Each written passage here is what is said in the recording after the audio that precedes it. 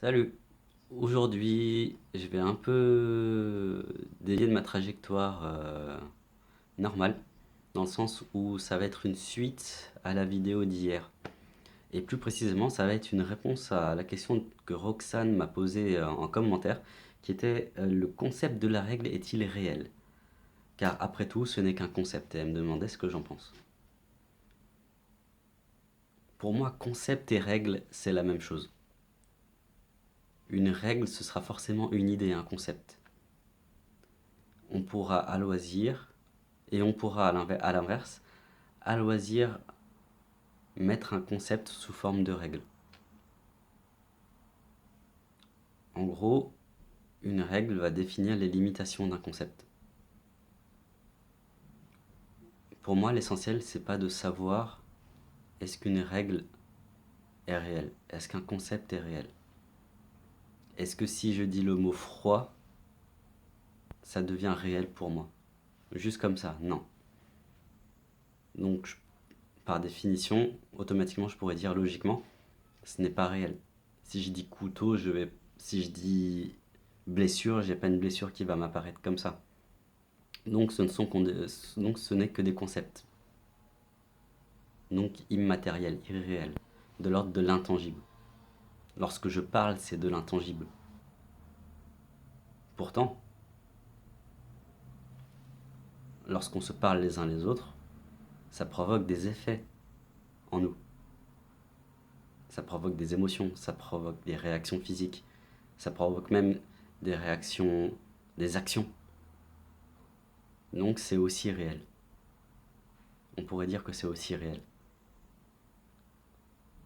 Ce que je veux pointer du doigt en disant ça, c'est que l'important, ce n'est pas de savoir si c'est réel ou pas. Parce qu'en fait, on ne peut pas vraiment définir le réel. On ne peut pas vraiment définir ce qu'est le réel. Est-ce que c'est réel ou pas? Y a-t-il une vraie différence, une réelle et distincte différence entre le réel et l'imaginaire? Parce que lorsque j'imagine quelque chose, ça va me provoquer des effets physiques. Si j'imagine la vie que je veux vivre la vie que je veux vivre, ça va me mettre dans un état de joie. Ça va me connecter à la liberté, à une sensation de liberté en moi. Donc, pourtant, c'est de l'imaginaire et c'est censé pas être réel, pas être connecté au réel. Donc, pour moi, les deux sont un peu la même chose. Donc, c'est en ça que c'est pas important. Est-ce que c'est réel ou pas?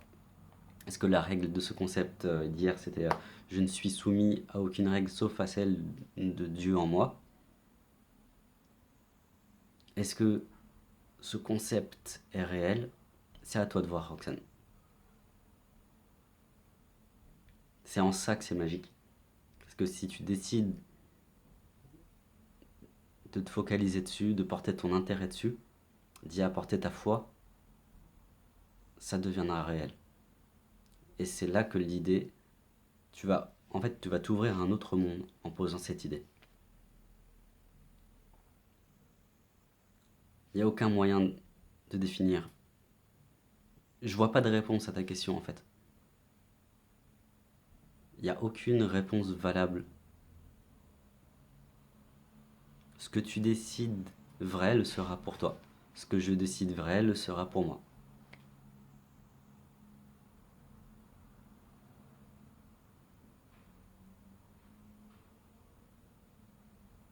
Donc le réel, l'imaginaire, est-ce que dire, énoncer le concept que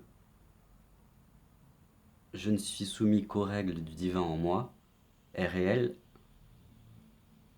lorsque je pose cette graine de question en moi, lorsque je la plante profondément en moi? Il y a déjà un sourire qui m'arrive. Et ensuite, c'est ta liberté.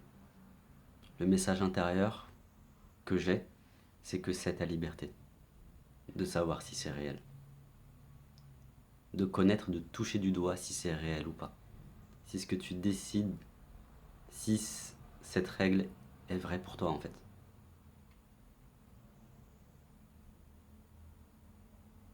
Parce que lorsqu'on rentre les deux pieds dedans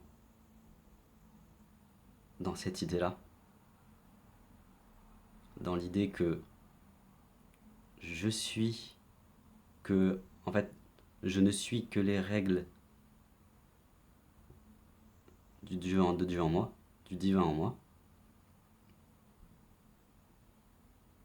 un espace s'ouvre. Et en tant que cellule divine, tu as le droit d'utiliser ta puissance pour dire que tu n'es pas puissante. Tu peux utiliser ta liberté pour construire ta prison.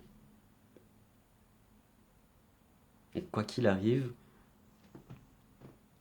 peu importe comment je prends ta question, j'en reviens toujours à ta liberté, ton choix.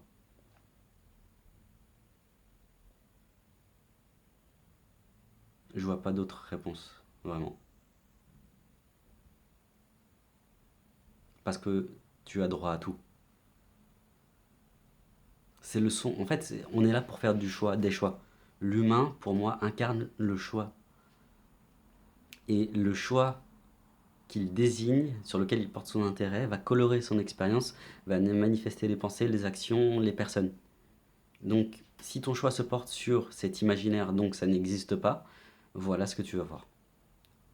Si ton choix se porte sur je décide que c'est vrai, alors une autre coloration dans ta vie, parce que l'humain c'est le choix, c'est la transparence, c'est le cristal pur.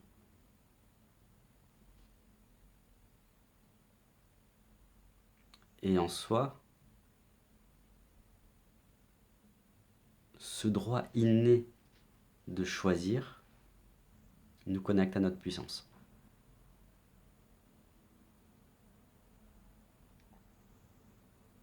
C'est ce qu'on appelle le libre arbitre. Et c'est sans commune mesure le pouvoir le plus puissant en ce moment pour moi.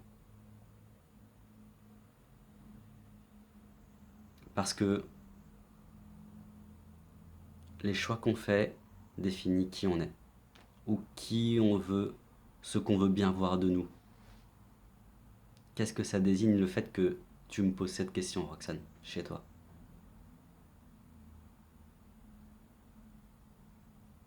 Dire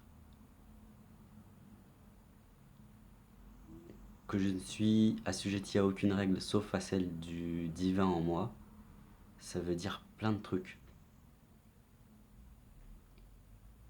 Ça veut dire que je suis libre. Ça veut dire que c'est ma vraie nature. C'est-à-dire que j'ai droit à tous les miracles de l'esprit que je veux. Ce qu'on appelle des miracles. Des portes qui s'ouvrent, des opportunités à n'en plus finir. Un couple. À vivre de la manière qu'on veut. Tout ça nous est donné. On a l'abondance, la richesse. On a tout. Le choix, c'est de savoir si on ouvre les mains ou pas. J'en reviens encore sur le choix.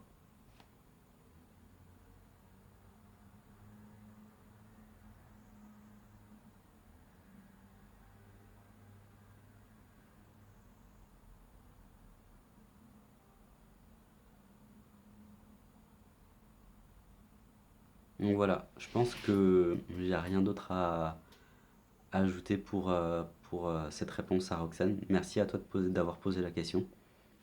J'invite tous ceux que ça intéresse à faire de même.